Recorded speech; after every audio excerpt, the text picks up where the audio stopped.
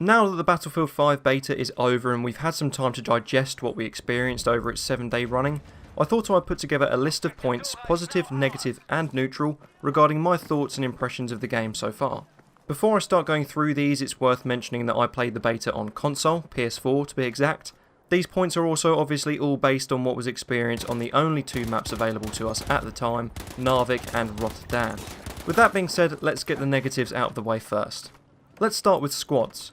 You can now only have 4 people to a squad. To me, this is a step backward for the game. Squads consisting of 5 people were not overpowered, but a well-coordinated squad of 5 could at the same time be lethal. I think the reduction of squad numbers by 1 has given players the impression that they are less useful, and therefore the overall cooperation from other players in the game that you experienced has decreased. This is obviously disappointing, as to win a game of Battlefield some sort of teamwork is required. The next point touches on the new revive method and animation. This is for me another step back for the series. The animation is too long, it leaves players looking to revive others exposed for too long and therefore puts that player off of reviving people, effectively making the revive option useless. So many times after risking my own life to revive squad mates have I been left to bleed out with no one having any intention of reviving me. The time it takes for you to bleed out also seems far too long. I can usually tell if I'll be revived within the first 3 seconds of going down, so for me to be laying on the ground bleeding out for so long, even when holding the skip button, seems pointless. Bullet velocity is something to touch on in the negative category too. It feels far too slow for the weapons we are using. Even at close ranges, I find myself having to lead targets more than I would expect when an enemy is at a full side-on sprint. This gives the impression that the weapons in this game are less advanced than those in Battlefield 1, whereas the truth is actually the opposite. Let's do a comparison between 2 similar submachine guns, the MP18 from Battlefield 1 and the MP40 from Battlefield 5. The MP18 fires a 9x19mm projectile at 1,247 feet per second. The MP40 fired the same 9x19mm projectile at 1,312 feet per second. The guns in this game are more advanced and they should feel like it. My next target on the negative list, the Bouncing Betty mine, available as part of the Scout class. Most of the time you can't see it and it kills you. Not a great combination, is it? Then when you do see it, you try to shoot it to disarm it, but your rounds don't register and instead fly straight through. So, a mostly invisible mine that is immune to bullets and can in some cases kill you.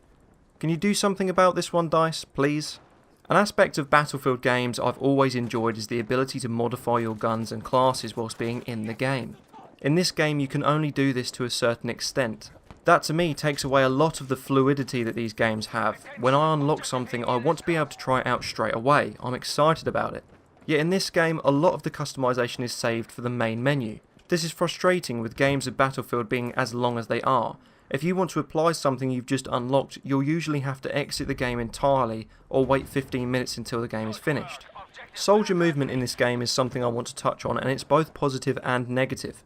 The negative aspect comes from the unpredictability of how the player moves now. In Battlefield 5 the soldier movement is far more realistic, closer to that of how you would move in real life.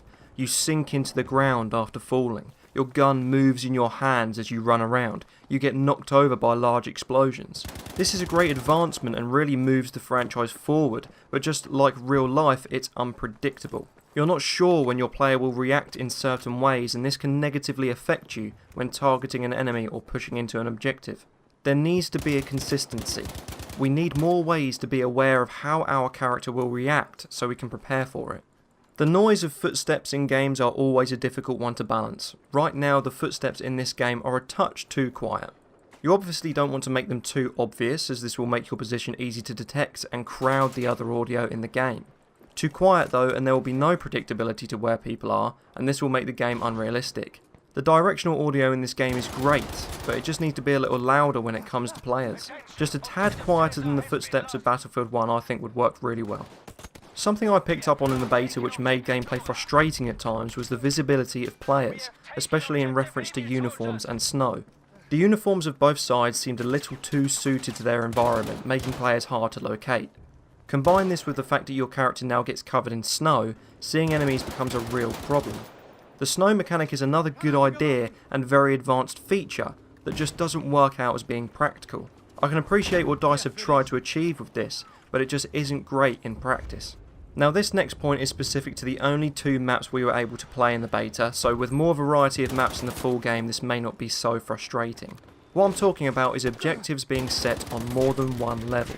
The A and B objectives of Narvik, and the A and E objectives of Rotterdam for example.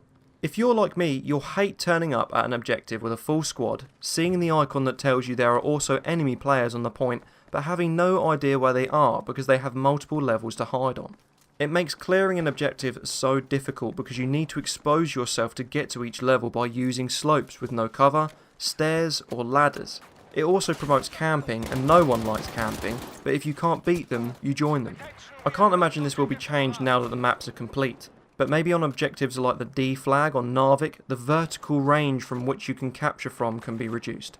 Touching on graphics with this next point, at distance, and this is exaggerated when using high-powered scopes, graphics appear to become grainy and pixelated. This obviously isn't great. It's hard enough to see targets at range as it is, without them being or appearing out of focus. This might be something to do with the beta build of the game we were playing on at the time, so I'll hold judgment for now, but I hope this is quite literally cleared up by the time the full game is released. Healing has been a controversial talking point, in particular how your soldier heals after taking certain amounts of damage. Sometimes you heal to 80, other times 50, or just 30. That's the problem. Consistency is again the point to make here. It would be nice for us to know what health we'll heal up to after taking damage so we can decide on whether to take the next fight. For example, a vertical line could appear on your health bar after taking damage, showing where your health will naturally heal to without using a med station or health pack. I'll move on to neutral viewpoints now. These are things that I neither like nor dislike, I just feel they might need looking into and could be improved. Most of you will be aware of this by now, but for those of you that don't know, you can now upgrade your guns, not with attachments, but with specific attributes you can buy from the Your Company section of the main menu. You can get things like reduced recoil for assault rifles and longer breath hold for snipers. The problem is you have to choose which path you go down. It's blue pill or red pill. Once you've chosen, you can't go back. Want to try another upgrade path? Well, what you've spent is non-refundable, so you'll have to buy another rifle and upgrade it a different way.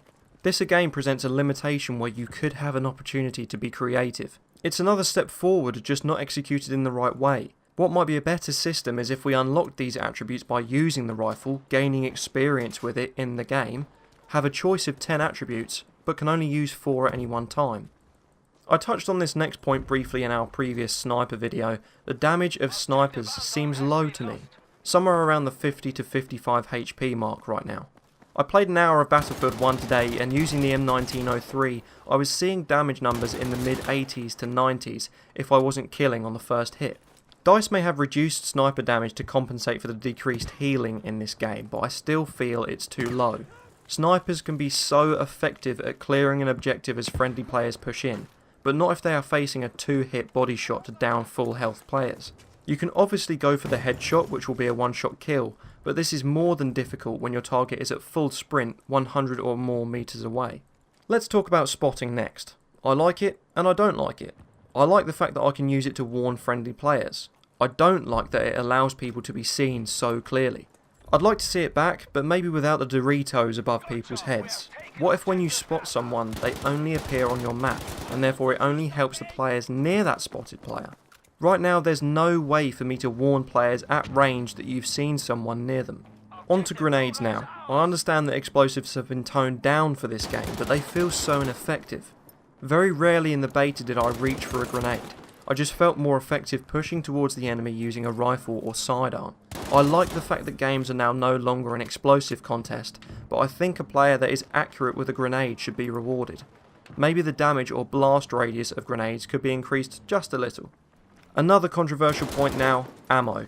We know that we spawn with less. We know that we can resupply from dead players and ammo crates. I didn't personally find any of this a problem, but when I did run out of ammo I felt very exposed. Using a pistol in this game for me is like using peanuts for bullets too, so I didn't want to have to turn to my sidearm. What do? Do I take 2 minutes out of the game to find the nearest supply crate, or risk my life finding dead players with ammo on their bodies? I think a suitable solution would be to place just a few more ammo crates around the map, or to spawn with just a few more rounds. It's just that right now, good players are being punished for killing too many enemies, when that's what good players should be encouraged to do. Now for the positives, and they really are great aspects of the game which make up the bulk of what we see and experience. The first aspect is visuals. The visuals of this game really do seem brilliant. You don't tend to take a lot in about what the map looks like when you're running into enemy fire, but stop to take a look around and your eyes will be opened. Sure, there are some reused textures here and there, but the overall package is really impressive. I feel very immersed in my environment and enjoy attacking objectives which present different architectural challenges. In my first impressions video I touched on the sounds of this game, how you can hear the difference of your empty cartridges falling on either concrete or wood, in a street or in a room, rifle and tank fire across the map, the crackling of Browning machine guns from Spitfires as they strafe overhead. All of these sounds really draw you into the game experience. Footsteps aside, it's a 10 out of 10 from me on this one. I think the selection of guns we were able to try is not representative of everything that will be in the game come the full release, but the guns I've used so far have really impressed me. The STG-44, the MP-40, the Lee Enfield. Some guns obviously rule the roost at the moment in terms of performance, but more guns when the game fully releases should broaden the variety of what people use. The gun models and reload animations look fantastic too. The way the guns behave is also so involving. The way they don't recoil consistently and kick around in different directions. It really keeps you on your toes as a player and is a fun challenge. Vehicles and air transport have always been a huge part of the Battlefield franchise, and in this edition of the game it's no different. To push with a friendly Panzer tank or to have a Spitfire strafing over your head as you move towards an objective is an exciting feeling. I feel like my age group has been taught far more about World War II than other wars, and it means you have a familiarity with this game before you even start playing it. Seeing an enemy Messerschmitt lining up at you as you run across the map is both a humbling and terrifying experience, and this helps the game's immersion enormously. I'm in no way a vehicle-orientated player, but the feeling all of this gives me shows just how important all of the vehicles in this game are, and how well they've been executed. To wrap everything up, I'm impressed. This game genuinely excites me. It's refreshing, it's innovative, and it's a challenge. It has its problems, sure, but to begin with, every game does. What's important is there's a good platform to work from, and it's nice to have another Battlefield game on the horizon to look forward to. Thank you all very much for watching. If you've made it this far, give yourself a pat on the back. We really appreciate the support. Leave a like on the video if you enjoyed it and a dislike if you didn't. Maybe there's something I've said that you don't agree with. Put it in the comments below and we can discuss it. If you want to see more videos like this in the future, be sure to subscribe to our channel. We look forward to seeing you again soon.